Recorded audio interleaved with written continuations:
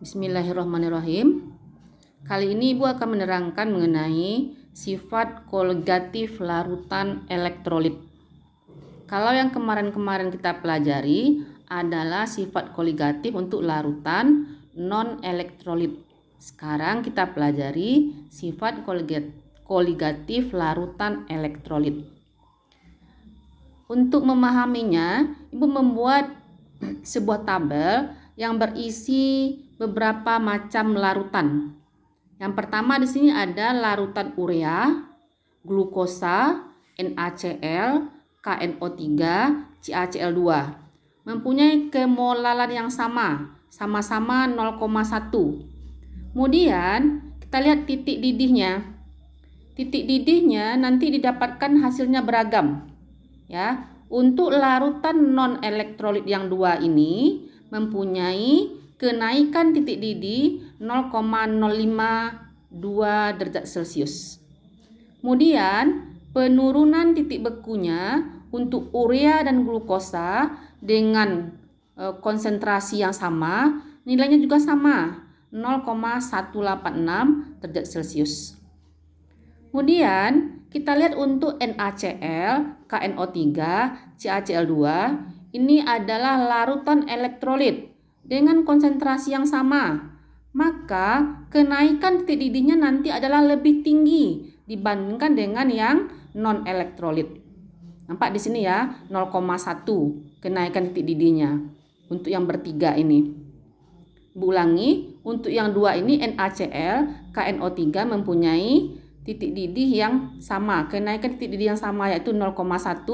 Kemudian penurunan titik beku juga sama, 0,372 derajat Celcius. Nanti akan kelihatan berbeda untuk yang CaCl2. Kenapa berbeda? Karena CaCl2 mempunyai jumlah ion yang berbeda nanti. Jumlah ionnya adalah 3. Makanya nanti kenaikan titik didihnya lebih tinggi dibandingkan dengan yang elektrolit yang dua ini. Secara umum, kita katakan bahwa sifat koligatif larutan elektrolit itu lebih tinggi dibandingkan dengan larutan non-elektrolit. Karena untuk larutan elektrolit jumlah ionnya lebih banyak. Karena di sini terjadi yang namanya ionisasi. Ya, jadi yang bertiga ini, ulangi, yang 5 ini, yang non-elektrolit adalah urea dengan glukosa. Yang elektrolit adalah garam, NaCl, KNO3 dan CaCl2. Jadi, untuk larutan elektrolit terjadi ionisasi, terjadi penguraian sehingga jumlah ionnya lebih banyak. Kita lihat di sini NaCl menjadi Na+ tambah Cl-. Berarti nanti jumlah ionnya atau N, terlambangkan jumlah ion itu dengan N sama dengan 2. Dari mana datangnya 2? Dari sini kita jumlahkan ya. Dari koefisien Na+ ini kan 1 kan tidak ditulis. Ini 1, ini 1, ini 2 jadinya. Kemudian untuk KNO3 menjadi K+ tambah NO3-. N-nya juga sama dengan 2. Ini di sini 1, di sini 1. N sama dengan 2. Kemudian untuk CaCl2 menjadi ionisasinya Ca2+ tambah 2Cl-. Di sini berarti di sini 1 jumlah ionnya, ada 2 untuk ion Cl-. Berarti ini N sama dengan 3. Nah, untuk larutan non-elektrolit, kenapa jumlah partikelnya jadi lebih sedikit? Karena dia tidak bisa terion. Jadi urea tadi CONH22 kali tidak bisa terionisasi. Juga untuk glukosa C6H12O6 juga tidak bisa terionisasi.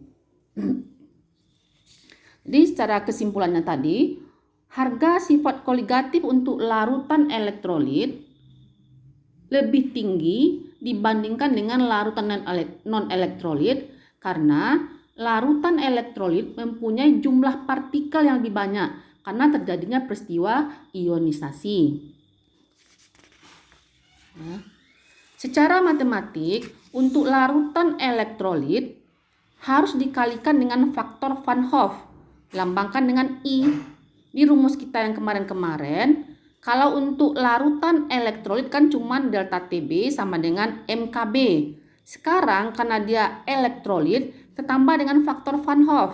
Delta TB sama dengan MKB kali I. Delta TF sama dengan MKF kali I. V sama dengan MRTI.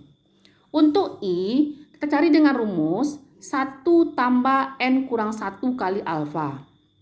N-nya itu adalah jumlah ion yang Ibu terangkan tadi. Alfa sama dengan derajat ionisasi. Untuk larutan elektrolit kuat, nilai I sama dengan N.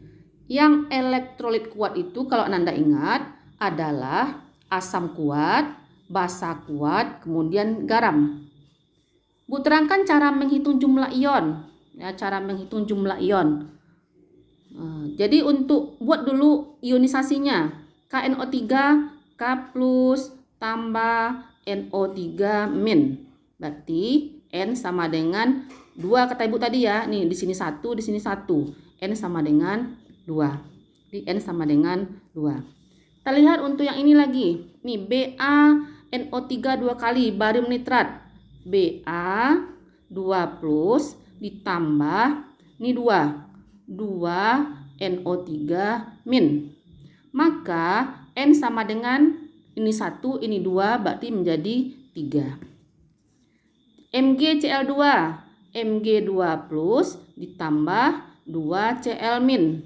2Cl min. Berarti sama dengan tadi N sama dengan sini 1, di sini 2, berarti sama dengan 3. Untuk elektrolit kuat nanti alfa sama dengan 1, elektrolit lemah ya alfa itu antara 0 dan 1. Untuk non elektrolit alfa sama dengan 0. Kita lihat contoh soal 1 gram MgCl2. Jadi diketahui di soal ini, kita langsung saja diketahui di soal ya. Massa MgCl2, massa MgCl2 sama dengan 1 gram. Kemudian MR sama dengan 95.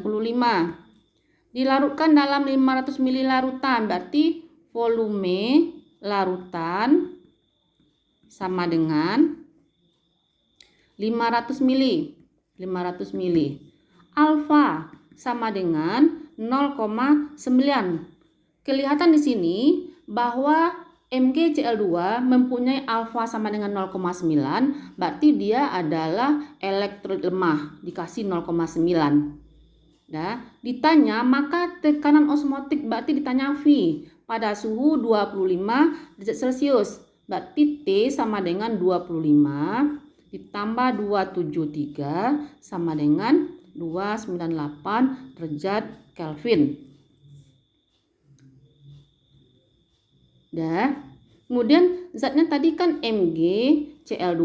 Kita buatkan reaksi ionnya Mg2 plus tambah 2Cl min. Berarti N sama dengan 3. Dari sini 1 tambah 2 sama dengan 3. Rumus kita karena dia adalah garam MgCl2, diperhatikan nanti di soal apakah dia elektrolit atau non elektrolit. Kalau dia elektrolit maka gunakan faktor Van Hoff kali dengan I. V sama dengan M R T I. M-nya gram per mr, masih molaritas ya, kali 1000 per V kali R kali T kali I. Dah, boleh kita cari I-nya dulu.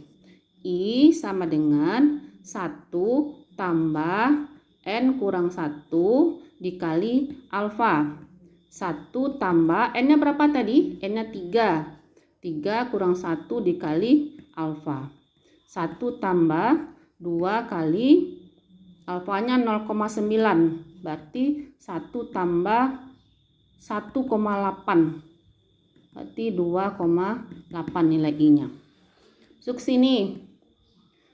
1 per 95 kali 1000 per V kali 0,08 dikali 298 dikali 2,8 kali 2,8. Berarti di sini 1 per 95 kali 1000 per 500 kali 0,08 dikali 298 dikali 2,8. Ini dapat 2 ya. Ini nanti 2 per 95 dikali 0,08 dikali 298 dikali 2,8. Yang akan dapat hasilnya adalah, kita lihat hasilnya adalah 1,4 ATM biar cepat ya. Nah, demikian saja untuk demikian saja untuk sifat koligatif larutan elektrolit. Mudah-mudahan dipahami. Assalamualaikum warahmatullahi wabarakatuh.